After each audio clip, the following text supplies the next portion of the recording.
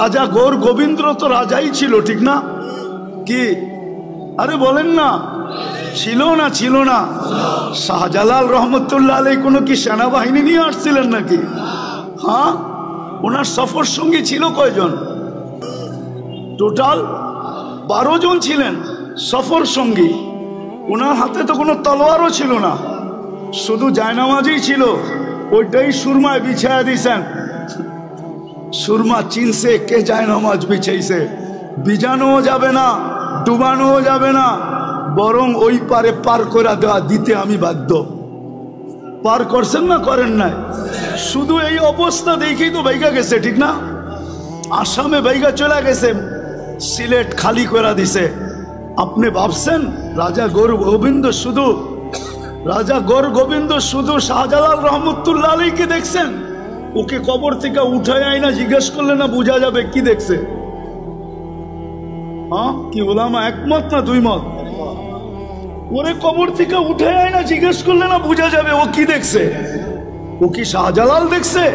হইতে পারে শাহজালালের পিছে বিরাট বড় এক ফেরেশতার বাহিনী দেখছে।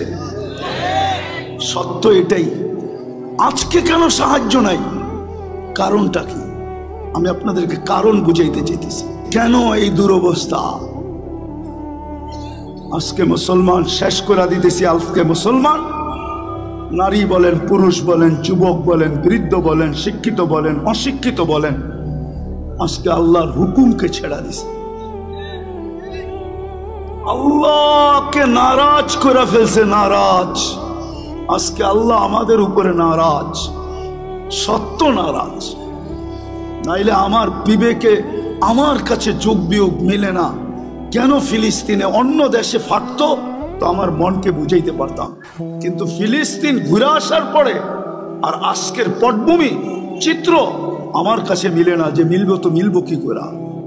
ওইখানে তো খলিল শোয়া, ওই জমিন, ওইখানে বোম ফাটে কি করে? অথচ সবচেয়ে বেশি আবাবিলের বসবাস হলো ফিলিস্তিনে। সবচেয়ে বেশি দুনিয়ার আবাবিল যেটায় বাস করে ওটা হলো ফিলিস্তিন। হুকুম দেন না কেন? আরেকটা কথা বুঝাইতে চাইতেছি, প্রতিদিন তো 17 বার 32 বার আমরা আবেদন করি আল্লাহর কাছে।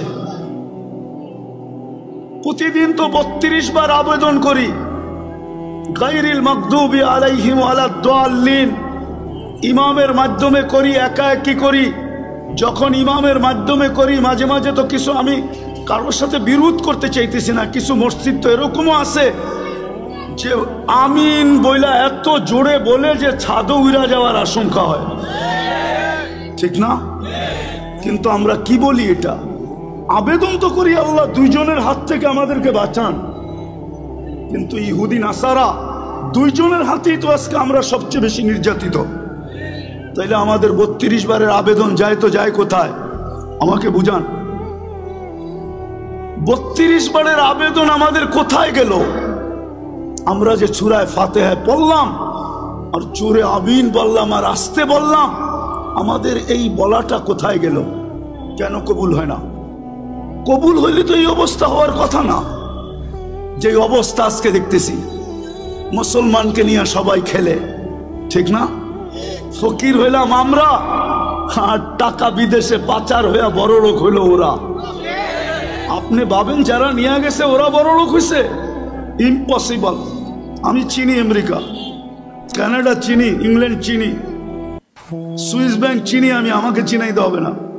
আমি চিনি বহুত মানুষকে চিনি, 2-4 জন প্রেসিডেন্টও চিনি যারা ট্যাক্সি চালায়। ট্যাক্সি আমেরিকাতে ট্যাক্সি চালায়, অবশ্য আমাদের দেশের না, আফ্রিকান দেশের। নিয়ে গেছিল খুব, এখন ট্যাক্সি চালায়। কেন এই দুরবস্থা? একটু ভাবেন। চলে তো যাব, থাকা তো যাবে না, পুঙ্খানো হিসাব তো নিবে। সত্য তো এটাই। যদিও কেউ মাঝে মাঝে জিজ্ঞাসা করে, হুজুর 60 বৎসরের হিসাব নিতে 50,000 বৎসর লাগবে কেন? আমি বলি, শোনো, তুমি ডেলি কতটুকু অক্সিজেন, কয়বার শ্বাস প্রশ্বাস নিছিলে? কয়বার? আরে 1,60,000 বার। তো মাসে কত নিছিলেন? বৎসরে কত? 60 বৎসরে কত? স্বাভাবিক শ্বাস নেওয়ার দাম তো আমাদের দেশের এক শিল্পপতি আমাদেরকে শিখায় গেছিলেন, কিন্তু আমরা তো এটাকে মাথায় ধারণ করি নাই। 2020 করোনা লগ্নে বাংলাদেশের প্রথম সারির এক শিল্পপতি মারা গেছিলেন। ওনার জন্য ডাক্তারের টিম যখন চায়নার থেকে আনা হলো, আর উনি ভেন্টিলেটারে ছিলেন, তো উনি কামরায় ঢুকার পরে ডাক্তারদেরকে বলছিলেন, আমার সুস্থতার প্রয়োজন নাই, আমাকে শুধু স্বাভাবিক শ্বাস নিতে দাও, আমি তোমাদেরকে আমার পুরা কোম্পানি লেখা দিব। পেপারে আসছে, পেপারে জান মিডিয়া লেখা আছে এখনো, আমি নাম বলতেছি না। আপনি যে ডেলি স্বাভাবিক শ্বাস নিতেছেন, এটার বিনিময়ে কি করছেন, এই হিসাব কিন্তু মিলাই দিতে হবে। বিদায় আমি শেষ জায়গায় চলে আসছি। আজকে এই দুরবস্থার কারণ একটা, শুধু প্রথম একটা, আল্লাহকে না মানা। আল্লাহকে আল্লাহকে আল্লাহকে সব বুক করি কার। কিন্তু শিক্ষিত মানুষগুলা যদি প্রশ্ন করে আল্লাহকে মানবো কি করে, আল্লাহকে তো চোখে দেখি না। লা তারাহুল উয়ুন ওয়ালা তুখালিতুহুদ দুনুন, দেনদারণে আনা যায় না। ওয়ালা ইয়াসিফুহুল ওয়াসিফুন, বর্ণনা দিয়ে শেষ করা যায় না। আল্লাহ তো একটা পদের মালিক না, আল্লাহ তো শুধু আল্লাহ না, আল্লাহ তো রহমান, আল্লাহ তো রহিম, আল্লাহ তো মালিক, আল্লাহ তো কুদ্দুস, আল্লাহ তো সালাম, আল্লাহ তো মুমিন, আল্লাহ তো মুহাইমিন, আল্লাহ তো আজিজ, আল্লাহ তো জব্বার, আল্লাহ তো মুতাকাব্বিরুল খালিকুল বারিউল মুসাব্বিরুল গফফারুল কহ্হারুল ওয়াহ্হাবুর রাজ্জাকুল ফাত্তাহুল আলিমুল কাবিদুল বাসিতুল খাফিদুর রাফিউল মুইজ্জুল মুদিল্লুস সামিউল বাসিরুল হাকামুল আদলুল লতীফুল খবীরুল হালিমুল আযীমুল গফুরুশ শাকুরুল আলিয়ুল কবীরুল হাফিজুল মুকিতুল হাসিবুল জলিলুল করিমুর রকিবুল মুজিবুল ওয়াসি আল হাকিমুল ওয়াদুদুল মজিদুল বাঈসুশ শাহীদুল আকবুল ওয়াকিলুল কবিকুল মতিনুল ওয়ালিয়ুল হামিদুল মুসি আল মুবদি আল মুঈদ আল মুহয়ি আল মুমীত আল হাইয়্যু আল কাইয়্যুম আল ওয়াজিদ আল মাজিদ আল ওয়াহিদ আল আহাদ আল সামাদ আল কাদির আল মুক্তাদির আল মুকদ্দম আল মুআক্খার আল আউয়াল ওয়াল আখির আল যাহির ওয়াল বাতিন আল ওয়ালি আল মুতাওয়ালি আল বাররু তাওয়াব আল মুনতাকিম আল আফু আর রাউফ মালিক আল মুলকি যাল জালালি ওয়াল ইকরাম আল মুকসিত ওয়াল জামি ওয়াল গনি ওয়াল মুগনি আল মানি আল দার আল নাফি আল নূর আল হাদি আল বদি ওয়াল বাকি আল ওয়ারিস ওয়াল রশিদ আস সাবুর জল্লে জালালু। আল্লাহ তো 99 পদের মালিক, আল্লাহকে মানব তো মানব। প্রশ্ন যদি করে কি করে মানব? এই জন্যই আল্লাহ বলছেন সিরাতুন নবী লাকাদ কানা লাকুম ফি রাসূলিল্লাহি উসওয়াতুন হাসানা আতিউল্লাহ ওয়া আতিউর রাসূল। আমার বন্ধুকে মাইনা দেখায় দাও। কিন্তু আফসোস তো এইখানেই, বন্ধুকে যদি এই উম্মত মানত, তাহলে সবচেয়ে বেশি বন্ধুর আদর্শ মুসলমানের ঘরে নির্যাতিত হতো না, ঘৃণিত হইতো না, অবহেলিত হইতো না, দীক্ষিত হইতো না, লাঞ্ছিত হইতো না, বঞ্চিত হইতো না। এটাই তো কাঁদি শুধু। নাইলে মুসলিম যুবক 50 টাকার চুল 500-1000 টাকা দিয়ে কাটবে কেন? বিজাতির রঙে রঙিন হবে কেন? ও কি রসুল কি আদর্শ দেয় নাই চুল কাটার? না, দেয় নাই। রসুলের আদর্শ মতো চুল কাটলে তো চুলের প্রত্যেক চুলে সওয়াবও পাইতো, আল্লাহ রাজি থাকতো, কিয়ামতের দিন হাত পাতার সুযোগ হইতো। যুবক যদি আল্লাহর রসুলকে কিয়ামতের দিন দেখতে দেরি, হাত পাততে দেরি করতে পারতো না, হাত পাততে পারতো। যদি জিজ্ঞাসা করতো হাত পাতিস কেন? আপনার আদর্শে চুল কাটছি, সওয়াব তো পাইছি, কিন্তু আপনার পক্ষ থেকে কিছু দিবেন না? বকশিস কি দিবেন না? মজুরি পাওয়ার পরেও তো হাত পাতে কেন? একটু বকশিস দেন না। এই মাইকালারও তো পুরা টাকা নেওয়ার পরে অপারেটররা হাত পাতবে, আমাদেরকে কিছু বকশিস দিবেন না? জিজ্ঞাসা করেন পাতবে কি পাতবে না?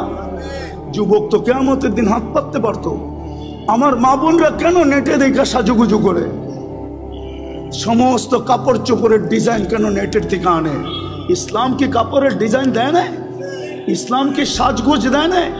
আমি তো এই কাঁদি। সারা বাংলাদেশে কেউ তো দেখাইতে পারবে না, আজ পর্যন্ত তো পাইলাম না।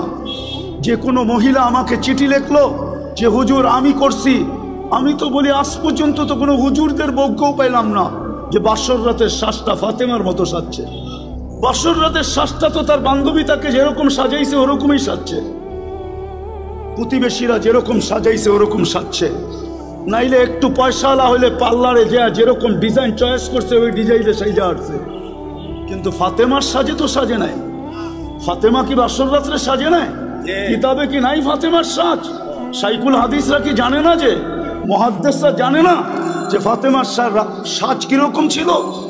আজকে যদি ওই মহিলা সাজতো, কালকে কিয়ামতের দিন যখন আল্লাহ বলতো ফাতেমা রাদিয়াল্লাহু তাআলা আনহার হাতে ঝান্ডা দিয়া, ফাতেমা তোর মেয়েদেরকে ডাক আর চল জান্নাতের দিকে, তো এই মাও তো যায়, বোনও তো যায় দাঁড়াইতে পারতো, এই মাও তো যায় দাঁড়াইতে পারতো, এই মেয়েও তো যায় দাঁড়াইতে পারতো। ফাতেমা যদি জিজ্ঞাসা করতো তুই পাশে দাঁড়াইলি কেন, বলে আমার কাছে কিছু নাই বটে, কিন্তু বাসর রাতের শ্বাসটা আপনার মতো ছিল, বিদায় পাশে দাঁড়াইলাম, দেখি আমাকে একটু নিয়ে যান কিনা। আজকে আল্লাহ রসুলের আদর্শের স্বাস্থ্য নাই। আপনার সাহায্য হবে তো হবে কি কইরা? চিৎকার দিয়া সবকিছু জিতা যায় না, সম্মেলন করে সবকিছু করা যায় না। আপনি আমাকে বুঝাইতে হবে না, রাগ হয় না। আমার চোখের পানি শেষ। আপনি ছোট পাতলা চশমা দেখেন তো, তাই না? ভিতরে একটা মোটা লেন্স বসানো আছে, অপারেশন করে ভিতরে আমার লেন্স বসানো আছে। চোখের পানি শেষ, কানতে কানতে। দুনিয়া কম দেখি নাই। এই জন্য বলি হুজুররা একমত নাও হইতে পারে আমার কাছে। আজকে মুসলমানের দুরবস্থা, যারা নবীর আদর্শকে ঘৃণা করে, নবীর আদর্শকে ধিক্কার দেয়, যারা নবীর আদর্শকে লাঞ্ছিত করে। আমি আরেকটাও কথা বলি, যতই সাজেন না কেন ওদের সাজে, আমি শিক্ষিত সমাজকে বলতে চাই, সুশীল সমাজকে বলতে চাই, আধুনিক সমাজকে বলতে চাই, ডিজিটাল সমাজকে বলতে চাই, পায়ে হাত দিয়া বলি আপনারা যতই সাজেন না কেন, আমি প্রমাণ, আর কাউকে প্রমাণ দিতে হবে না। আমি বহুত জনকে বাংলাদেশের চিনি, যাদের সাথে আমার সফর হয়েছে। এয়ারপোর্টে 3 ঘন্টা থেকে 6 ঘন্টা পর্যন্ত বসার লোক আমি চিনি, ইমিগ্রেশন বসায় রাখছে। আর আমি অহংকার করে বলতেছি না, উড়তে 5 মিনিটের বেশি কোনো এয়ারপোর্টের ইমিগ্রেশনে আজ পর্যন্ত দাঁড়াইতে হয় নাই, 5 মিনিটের বেশি। কিন্তু আমি চিনি, নাম বলবো না। আমার বয়ান যদি ওরা শুনে, বলবে হুজুর নাম বলে নাই, খুব ভালো করছে, নাইলে আমাদেরকে মানুষ চিনত। আমি চিনি আমার সমাজের লোক, যারা ওদের সাজে 100% কেন, ওদের চেয়ে আপডেট সাজা ছিল। কিন্তু পাসপোর্ট যখন পাঞ্চ করছে, তো বাহির হয়ে আসছে ধর্ম ইসলাম। বলছে তোর ধর্ম তো ইসলাম, তুই আমাদের চেয়ে বেশি আপডেট। সন্দেহ আল্লাহ ঢুকায় দিছে, বস তুই, তোকে আগে যাচাই বাছাই করে নেই। 3 ঘন্টার থেকে 6 ঘন্টা পর্যন্ত যাচাই বাছাই করছে। শুনে রাখো যুবক, তুমি যতই ওদের মতো 14 তারিখ উদযাপন করো, আর যতই 31st নাইট তুমি উদযাপন করো, ওদের যত কালচার তুমি নিজের ভিতরে আনো না কেন, কিন্তু এক জায়গায় তুমি ধরা খাওয়া। আজকাল সবকিছু অনলাইনে। তোমার জন্ম নিবন্ধন যখন করতে গেছে তোমার মা বাবা, তো ভুলে হইলেও ধর্ম ইসলাম লেখা দিয়ে আসছে। স্কুলে যখন ভর্তি করাইতে গেছে, তো মনের বিরুদ্ধে হইলেও ইসলাম লেখা দিয়ে আসছে। আইডি কার্ড যখন বানাইতে গেছে, তো তোমার মনে না চাইলেও তুমি ধর্ম ইসলাম লেখা দিয়ে আসছো। পাসপোর্ট যখন বানাইছো, তখনও তুমি ধর্ম ইসলাম লেখা দিয়ে আসছো। যেই দিন তুমি চাকরির অ্যাপ্লাই করছো, ওই দিনও তুমি ধর্ম ইসলাম লেখা দিয়ে আসছো। অনলাইনে সারা দুনিয়ায় চলে গেছে, হেড অফিসে জমা হয়ে গেছে। অনলাইনের হেড অফিস হলো তেল আবিব, আমাকে চিনাইতে হবে না। অনলাইনের হেড অফিস হলো তেল আবিব। তেল আবিবে চলে গেছে তুমি মুসলিম, তোমার সাজের দিকে ওরা দেখবে না। আমার বয়ানে আছে, বয়ানে 2008-এর কাহিনী আমার বয়ানে আছে, বয়ানে তোমার সাজগোজ ওরা দেখবে।